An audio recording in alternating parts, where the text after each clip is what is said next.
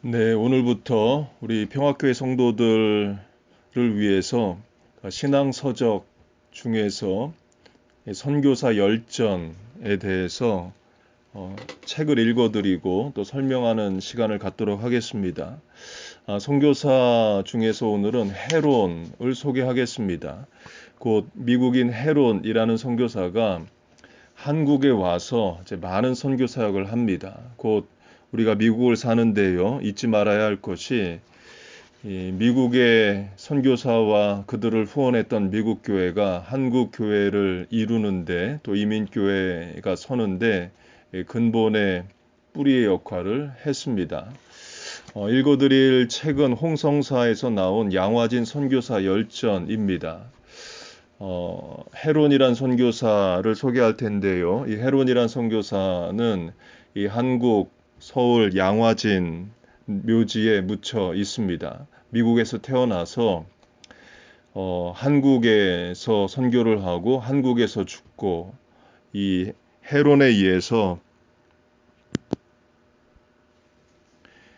양화진이라는 또 선교사 묘지도 생겨나게 됩니다. 네, 헤론에 대한 말씀을 드리겠습니다. 한국 초대 선교사, 내가 지금 끙끙대고 있는 작업이 한 폭의 거대한 군선도를 그리는데 목적이 있다면 이제까지는 겨우 이 군선도의 구도를 잡고 밑그림을 그려놓은 셈이다. 아니면 이제 겨우 배경을 그려놓은 셈이다. 이 배경이란 양화진을 말한다. 그러므로 이제부터의 작업은 이 양화진에 묻혀 있는 수많은 외국인 연료와 열사들을 더듬어 찾아내는 일이다. 그리고 그들 하나하나의 모습이 그림 위에 돋보이게 하는 일이다. 우선 초대교회, 초대 선교사 헤론의 모습을 그려야겠다. 헤론으로부터 시작하는 이유는 헤론이 양화진에 묻힌 최초의 선교사이기도 하고 그로 인해서 양화진 외인 묘지가 생겼기 때문이다. 존 헤론, Heron, 그는 한국에 와서 헤론이라는 이름을 썼다. 태어나기는 1856년 6월 15일 영국에서였다. 회중교회의 경건한 목사인 그의 아버지는 헤론이 14세 되던 해에 미국으로 이민을 가서 살 곳을 두루 찾다가 남부 지방의 이삿짐을 풀었다. 그의 아버지는 테네시주에서 제일 큰 도시인 낙스빌에서 목회 생활을 하며 자녀를 양육했다. 헤론은 테네시주 메리빌 대학을 졸업하고 이어 테네시 종합대학교 의과대학에 진학했다. 거기서 그는 개교일에 최우수 성적으로 졸업을 했다. 때는 1883년 그의 나이 27세였다. 졸업 후 헤론은 다시 뉴욕 종합대학 의과대학에 들어가 공부하고 블랙웰 아일랜드 병원에서 실습하며 정식 의사 자격 시험을 합격했다. 잠깐 설명을 드리면 헤론이 그 의과대학에서 최우수 성적으로 졸업을 합니다. 그러니까 숨막금 러드로 졸업을 했던 것 같아요. 바꿔 말하면 하나님이 좋은 자원을 조선에 한국에 보내십니다. 그러니까 물론 꼭 최우수 성적 졸업자만 선교사를 해야 되는 것은 아니지만 최우수 졸업자이면 미국에서도 얼마든지 좋은 의사로 의과대학 교수로 일을 할 수 있지만 하나님이 주신 마음에 따라 그 옛날에 조선에 와서 선교의 사역을 합니다. 곧 하나님께서 그만큼 한국을 사랑하셨고 좋은 자원을 한국의 선교사로 보내셨다는 거예요. 그럼 오늘날로 적용을 하면 우리도 좋은 자원을 선교지에 보내야 됩니다. 물론 선교지가 어디냐는 또 많은 또 정의가 있을 수 있겠습니다. 해외도 선교지고 또 맨하탄도 선교지고 직장도 선교지입니다. 예를 들어서 내가 군 선교를 하겠다 그렇게 되면 사관학교나 직업군인을 하는 것도 선교사적 사명을 가지고 직장 생활을 하는 겁니다. 내가 또 의사들 전도하겠다 하면 의사가 돼서 의료 인력들, 제약회사 인원들, 또 직원들 전도할 수 있는 거죠. 이 광의의 선교의 개념을 제 말씀을 드렸습니다. 계속해서 책을 읽겠습니다. 테네시 의과대학을 졸업하기 전에 학교로부터 교수가 되어줄 것을 요청받았지만 그는 이를 거절했다. 왜냐하면 이미 그 이전부터 조선의 선교사가 될 것을 꿈꿨기 때문이다. 헤론은 존스보로 의과대학 전 교수의 딸인 해티 깁슨과 결혼을 했다. 헤론이 선교사가 된 동기와 경위에 대해서는 잘 알려지지 않아 있다. 어쨌든 그는 깁슨과 결혼한 해인 1884년 봄에 최초의 장로교파 조선 선교사로 정식 임명을 받게 되었다. 그리하여 이 신혼 부부는 조선을 향해 떠나게 되는데 선교 본부는 아직 조선에서 드러내놓고 복음을 전하기는 시기상조이므로 우선 일본에 가서 조선말을 배우다가 1885년 6월 21일에 입국하라고 했다. 결국 헤론보다 먼저 우리나라에 입국한 선교사가 있었으니 의사인 알렌이었다. 알렌은 헤론보다 거의 1년이나 먼저 입국을 했지만 미국 장로교 선교회 본부에 정식 임명을 받고 온 선교사는 아니었다. 그는 본래 중국으로 파송되었으나 1년간이나 정착하지 못한 채 방황하다가 조선에 와 있는 미국 공사와 외국인들이 양의가 없어서 고생하고 있다는 소문을 듣고 자진해서 조선 주재 외국인 공의가 되어온 사람이다. 알렌은 1884년 9월 20일에 입국했는데 조선 사람 중 아무도 그가 기독교 선교사인 줄 몰랐다. 그러다가 그해 12월 4일 갑신정변이 터지는 바람에 알렌은 일약 국립병원 원장이 되었다. 잠깐 설명을 드리면 이 헤론보다 먼저 온 선교사가 알렌입니다. 언더우드 아펜젤러보다 먼저 온 선교사가 알렌이고요. 원래는 이제 중국에 파송이 되었다가 이제 중국 현지 선교사들과의 갈등의 문제도 있고 정착을 잘 못해서 이제 조선으로 오게 됩니다. 그때 선교사의 자격으로 온 게 아니라 한국이 최초로 외국과 맺은 관계가 미국이었고 미국 공사의 공의, 그러니까 의사 자격으로 왔고 또 외교관 자격으로 왔습니다.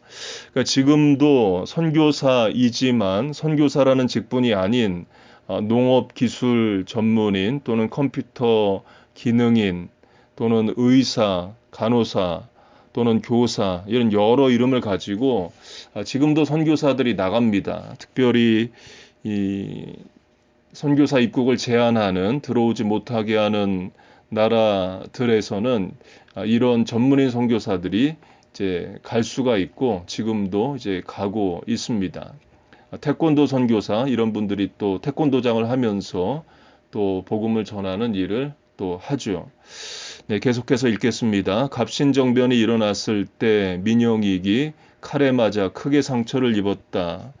그래서 급하게 한의사들을 불렀지만 쩔쩔매기만 할 뿐 환자의 상태를 호전시키지 못했다. 이때 미국 공사가 알렌을 추천하였고 알렌은 빈사 상태에 있는 민영익을 회복시키는 의공을 세우게 된다. 민영익은 죽지 않고 살아나게 된 기쁨과 고마움에 알렌에게 만냥의 거금을 선사했고 고종에게 천거하여 국립병원 곧 광해원을 세우게 하였다. 이것이 곧 우리나라 한국 역사상 최초의 서양식 병원이자 세브란스 병원의 전신이며 이 병원으로 인해 우리나라의 복음 선교의 문이 열리게 되었다. 광해원은 국립병원이었으므로 그 운영비도 국고에서 지출되었고 선교사들은 국왕의 총애를 받기 시작했다.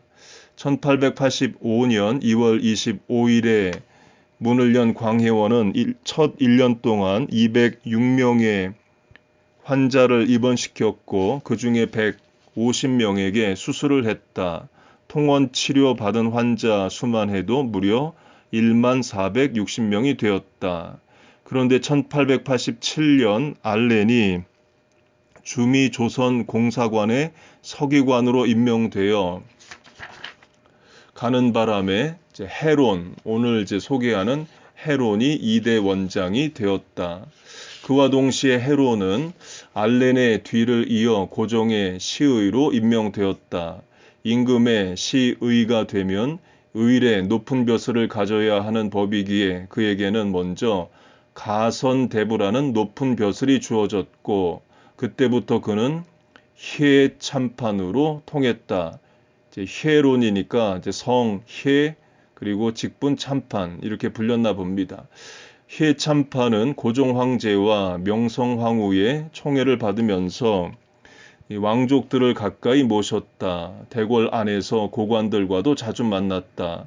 외국 사신이 오면 의례궁으로 들어가서 시중을 들고 왕족 가운데 누가 아프기라도 하면 의료 시중을 들어야만 했다.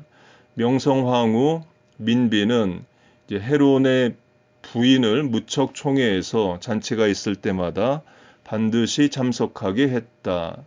이렇듯 헤론 의사 내외는 고종과 명성 황후의 극진한 사랑을 받으면서 차근차근 기반을 닦아갔다. 더욱이 국립병원은 날로 번창해 갔다.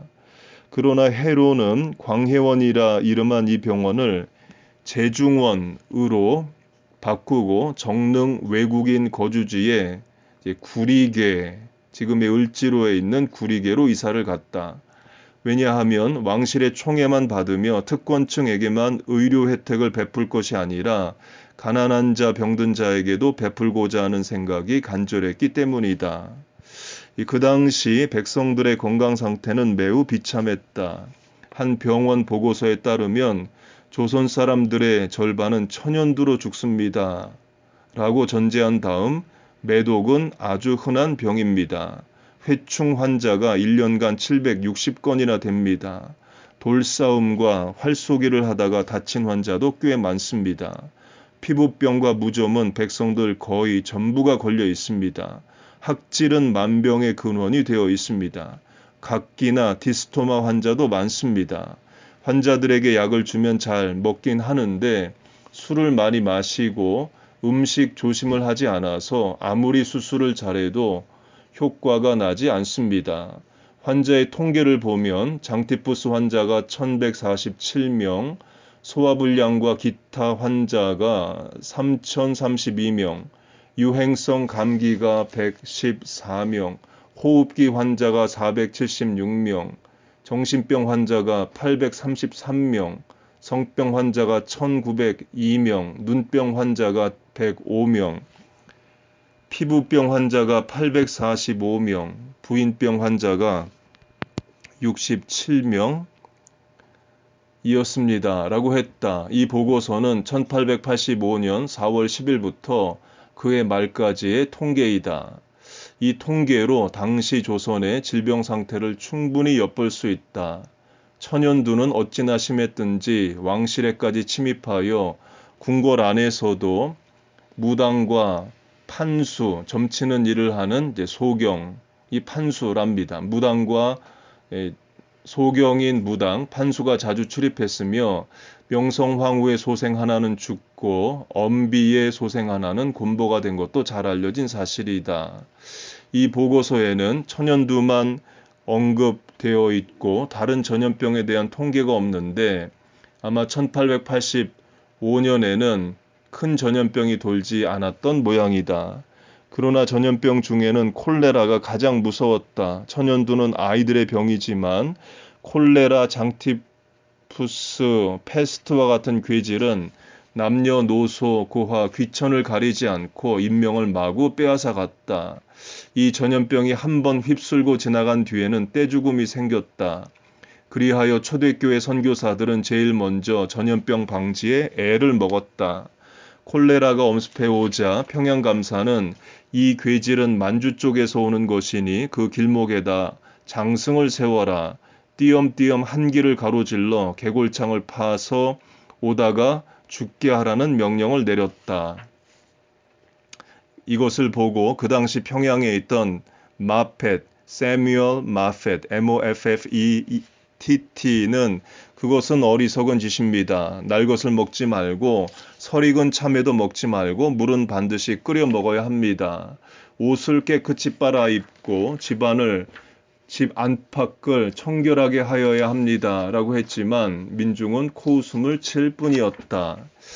네, 잠깐 설명을 하면 제 20세기, 19세기 후반만 해도 이제 한국이 귀신과 질병을 연결을 시켰습니다. 그래서 괴질 전염병이 오면 이게 귀신의 짓이라고 해서 귀신을 쫓으면 질병을 쫓을 수 있다 생각을 해서 이제 장승, 이제 천하대장군 지하 여장고가 같은 장승을 세워 놓은 거죠. 장승을 세워놓고 거기서 역할을 감당하는 사람들은 이제 무당이 됩니다. 그러니까 귀신이 질병을 준다라고 생각을 했으니까 이제 무당들이 또 구술하고 일을 하는 거죠. 전에 이제 중국에 간 적이 있었습니다. 중국에 가서 이화원이라는 그 유명한 정원을 갔었는데요. 가보니까 정원 안에 길들이 이제 지그재그로 이제 삐뚤삐뚤했습니다.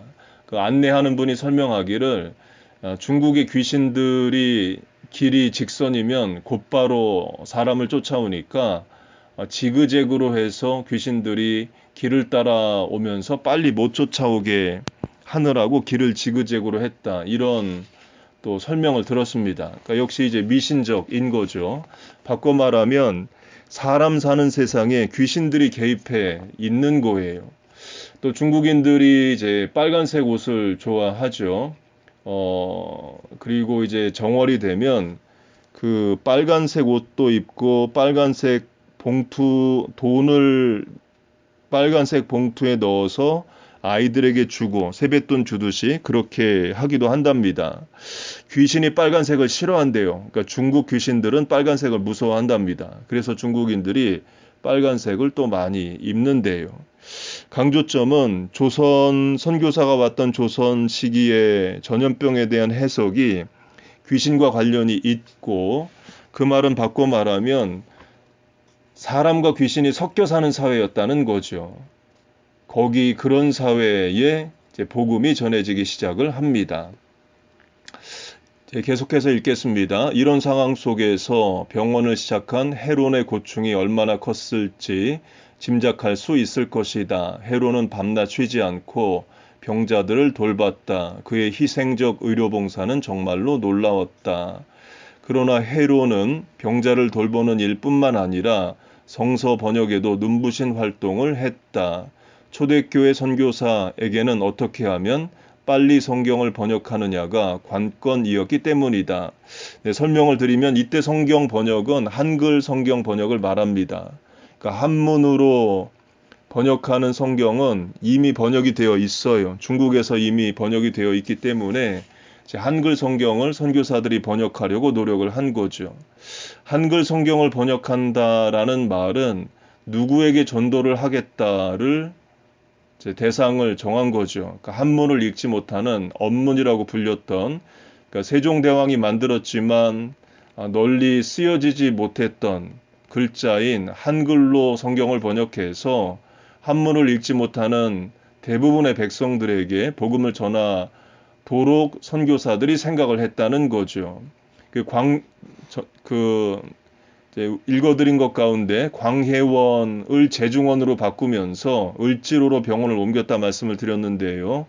그러니까 헤론이 그 왕족과 고관 대작만을 진료하는 곳에서 널리 일반 백성을 진료하고자 했던 것처럼 복음도 언문으로만 성경을 읽을 수 있는 일반 백성들에게 전도하기 위해서 성경 번역을 한글로 했다는 거예요. 한 가지 이제 재미있는 사실을 말씀을 드리면, 중국에서는 그 하나님을 이제 상제, 중국 발음은 샹티, 지금도 하나님을 샹티라고 부릅니다. 그러니까 상제, 한문으로 상제라고 번역을 합니다. 근데 우리는 상제 그러면 옥황상제 이미지가 나죠. 예, 수염 길고 옆에서 선녀가 부채질하는 그런 옥황상제 이미지가 생각이 나요. 그래서 선교사들은 상제, 이미 중국에서 번역한 상제라는 단어를 쓰지 않고 하나님이라는 이제 번역을 만듭니다. 아주 잘 번역을 한 거죠.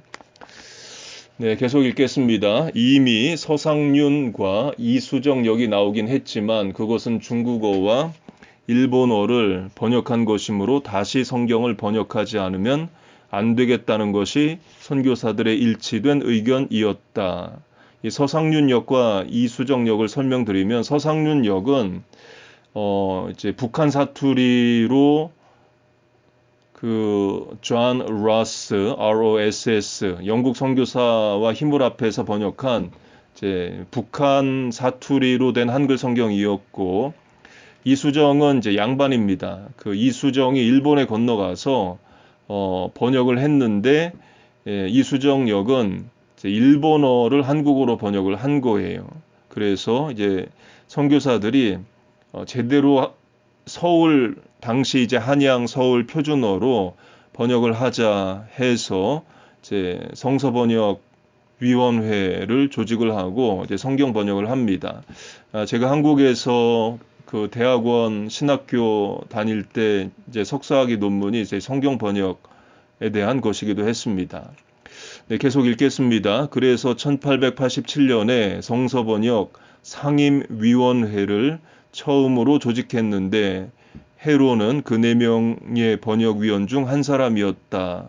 그는 병원 업무를 마치고 집에 돌아와서는 밤늦게까지 성서 번역에 골몰했다. 헤론이 이룬 또 하나의 공헌은 한국 성교서회, 그러니까 지금의 대한기독교서회를 창설한 것이다. 교회 설립도 중요하지만 성서와 기독교 문서를 출판하는 일도 매우 중요하다고 생각한 헤로는 기독교 문서 출판을 제일 먼저 제창한 선교사가 되었다. 이에 대해 교회사가 백낙주는 기독교 서회는 헤론 의사의 창안에 따라, 또한 언더우드 박사가 미국과 영국 기독교 서회의 재정 원조를 받아옴으로써, 또한 올링거의 조직력에 따라 창설되었다라고 말했다. 한국 성교서회가 창설된 것은 1890년 6월 25일 헤론이 세상을 떠나기 바로 한 달 전이었다. 죽기 며칠 전까지도 아픈 몸을 이끌고 600열이나 되는 먼 시골에 가서 병자를 치료해 주던 헤론은 전염병 이질에 걸려 앓다가 1890년 7월 26일에 숨을 거두고 말았다. 그의 나이 33세, 한국에 온 지 불과 5년 만에 생긴 불행이었다. 미국에서 설명을 드리면 미국에서 의사로 살았으면 33세 안 죽죠.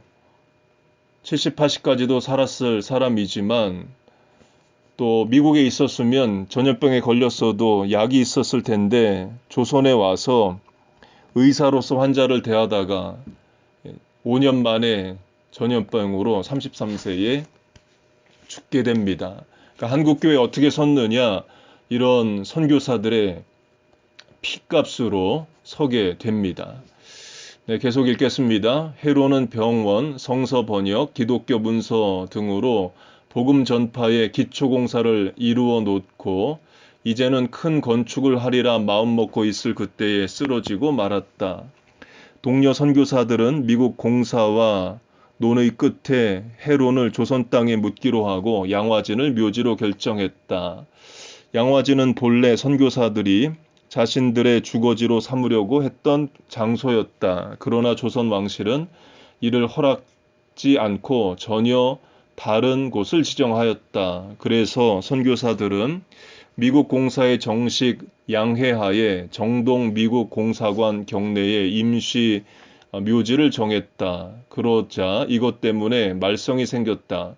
외국인의 시체를 성 안에다가 묻는 것은 흉조가 아니냐면서 왕실뿐만 아니라 일반 민중들까지 들고 일어났던 것이다. 그러자 선교사들은 외교 공세를 취하였다. 즉 미국 공사를 비롯하여 러시아, 프랑스, 독일 등 5개국 공사의 공동 명의로 양화진을 외국인 공동묘지로 허락해 줄 것을 청원한 것이다. 그리고 1893년 10월 24일 드디어 정식 허락 아래 헤론 의사의 유해는 양화진으로 이장될 수 있었다. 네, 설명드리면 양화진은 지금의 서울 합정역에서 걸어갈 수 있는 거리에 있습니다. 제가 한 4, 5년 전에 저희 딸하고 아들 데리고 한국을 방문했을 때 이제 양화진에 같이 갔었습니다. 가서 이런 역사가 있다. 미국 교회가 선교사들을 보내서 한국에서 일하고 죽은 선교사의 묘지가 한국에 있다. 이런 걸 보여주기도 했었습니다. 네, 계속 읽겠습니다. 그러면 어찌하여 조선 왕실은 양화진을 허락해 주었을까? 단순한 외교 공세 때문이었을까? 아니면 고종 황제의 특혜로 된 것일까? 확실한 기록은 없지만 고종은 아버지 대원군이 저지른 천주 교도들에 대한 죄과를 속죄받는다는 뜻에서 그런 특혜를 내렸던 것이 분명하다. 헤론의 선교와 의료활동은 1890년 그의 죽음과 함께 끝났다. 그러나 그의 동료 선교사들에게 큰 감명과 교훈을 남겼다. 그 증거는 데니얼 기포드, Gifford가 쓴 헤론에 대한 글에서 볼 수 있다. 헤론은 청교도적인 성격과 무사적인 성격을 겸비하고 있었다. 그는 원리와 명예에 어긋나는 일은 절대로 하지 않았다. 그는 사회적 책임감이 강하고 매사에 정확하고 엄격했다. 대인관계에 있어서는 직선적이었으며 자기 과오에 대해서도 솔직하고 공개적이었다. 그의 인간성은 아주 예민하면서도 신앙적이었다. 그는 지칠 줄 모르는 정력과 풍부한 잠재력의 소유자였다. 어떤 점에 있어서 그는 아주 보수적이었다. 예를 들어 1888년 조선 왕실로부터 선교 활동을 억제당하여 여러 선교사들을 우왕좌왕하며 곤경에 빠졌을 때 헤롯만은 그의 강한 의지력을 발휘하여 저 유명한 보다 조용한 사업 정책을 채용하게끔 했던 것이다. 그때 만약 헤롯이 너무 지나치게 침묵을 지켰던들 어찌 되었을까? 그러나 그의 사업은 조금도 위축되지 않았던 것이다. 또한 그는 병상에 누워 마지막 숨을 거두는 순간 자기의 신복들을 가까이 불러오게 한 뒤 그들에게 주 예수 그리스도의 구원이 임할 것을 기도했는데 그때의 광경은 지금도 우리 눈에 선하다. 그리고 흔히 사람들은 잘 모르고 있는 사실인데 한국 선교서회의 창설은 헤롯의 머리에서 나왔던 것이다. 다시금 강조하는 바 그는 단순히 헌신적인 의료 사업가만이 아니라 선교 사업의 모든 부분을 맡아 걱정하는 사람이었다. 그리고 만약 선교 사업이 어떤 방해를 받거나 외부로부터의 어떤 압력을 받았다고 생각되면 그는 즉시 이에 대한 대응책을 강구하고 용감하게 싸웠던 것이다. 끝으로 기퍼드는 헤롯의 인간성을 이렇게 평했다. 헤롯의 성격은 오래 사귄 뒤에야 그 진가를 알 수 있다. 그는 의지적인 사람이며 자기 책임은 철저히 지켰다. 더욱이 그는 의사로서 그의 강한 희생정신과 사랑의 정신과 인술로 모든 어려운 의료 사업을 담당해냈다. 절대로 불평하지 않았다. 직원들이 공금을 허비하는 사례가 가끔 있었는데 그때에도 그들을 용서하고 도리어 딴 데서 벌어가지고 갚아주었다. 그는 자기 몸을 아끼는 법이 없었다. 그는 과로와 정신적 긴장 때문에 기진맥진하여 질병의 희생물이 되고 말았다. 그의 이러한 열화 같은 정신력 때문에 조선인들은 가끔 그 앞에서 쩔쩔매는 때도 있었으며 또한 그들은 헤롯의 사랑과 열정을 잘 알고 있었기 때문에 그를 존경했다. 그러나 이 강직하고 진실하고 강력한 헤롯 의사는 그를 존경하는 모든 사람들과 영영 유명을 달리하고 말았구나. 이상의 기퍼드의 글은 이제 The Korean Repository 1897년 12월호에 실렸다. 이 글만으로도 크게 느낄 수 있을 만큼 헤로는 많은 사람들에게 감명을 준 선교사였는데 그 중에 제일 가까운 친구는 게일, G-A-L-E, 제임스 게일이었다. 여기서 게일에 대한 이력은 생략하고 다만 헤론과 관계된 일화 하나를 소개하겠다. 당시 게일은 총각이었다. 그는 친구인 헤론이 죽자 그의 미망인과 결혼하였다. 헤론이 죽은 지 2년 뒤에 1892년에 그때 게일은 30세의 총각이었고 헤론의 미망인은 33세인데다가 전 남편의 아이가 둘이나 있는 과부였다. 게일은 또 전 남편의 아이들을 자기 호적에 넣되 헤론이란 성을 그대로 남겨두도록 했다. 아이들이 미국인 성을 그대로 둠으로써 아이들의 장래가 더 좋아질 것이라 생각에서였다. 곤당골에다가 신방을 차리고는 거기서 한국 고아들을 돌보며 무어 선교사와 손잡고 1893년에 곤당골에 교회를 세웠다. 이것이 바로 오늘날 서울 인사동에 있는 승동교회의 전신이다. 네, 양화진 선교사 열전 첫 번째 인물을 헤론을 소개를 했고요. 읽으면서 제가 또 느끼는 것은 이 헤론 선교사가 한국에 왔을 때 전염병이 너무나 심했다라는 것을 알게 되었고 또 헤론 자신도 전염병을 치료하다가 자신이 전염병에 걸려서 죽습니다. 지금 미국도 전 세계도 이 코로나 바이러스 때문에 너무나 안타까운 상태에 있습니다. 목사로서 우리 교인들 위해 기도하고 있고 또 병들지 않도록 아프지 않도록 간구하고 있습니다. 우리 구역장님들도 늘 기도하고 있습니다. 하나님께서 치료의 광선을 비치시고 힐링 레인 지금 비 오고 있는데요. 치유의 비를 내리셔서 이 땅을 치유해 주시기를 간절히 소망하고 기도합니다. 우리 평화교회 성도들 어디 있든지 믿음 지키시고 기도하시고 하나님 의지하시고 승리하시기를 주의 이름으로 축복하고 기도합니다.